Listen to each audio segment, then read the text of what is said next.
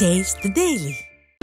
திருவண்ணாமலை மாவட்டம் தண்டராம்பட்டு ஊராட்சி ஒன்றியத்திற்கு உட்பட்ட தொண்டாமண்ணூர் பகுதியில் மழை வெள்ளத்தால் பாதிக்கப்பட்ட மக்களுக்கு அதிமுக பொதுச் செயலாளர் எடப்பாடி கே பழனிசாமி ஆறுதல் கூறி நிவாரண உதவிகளை வழங்கி வருகிறார். இதுகுறித்த கூடுதல் தகவல்களை நமது தலைமை செய்தியாளர் ஜெயக்குமார் வழங்க கேட்கலாம். வணக்கம் ஜெயக்குமார், இது குறித்த விவரங்களை பதிவு செய்யலாம்.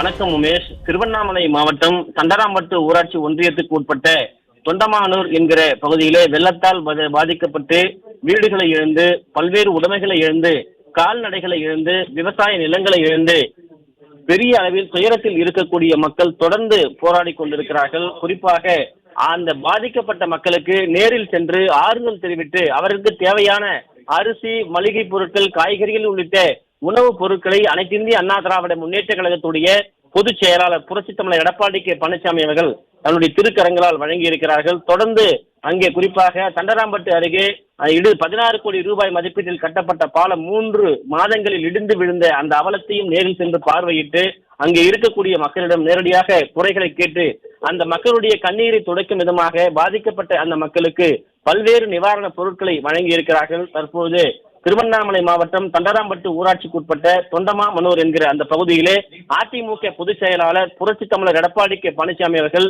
செய்தியாளர்களை சந்தித்து வருகிறார்கள். அந்த நேரடி காட்சிகளை தற்போது பார்க்கலாம்.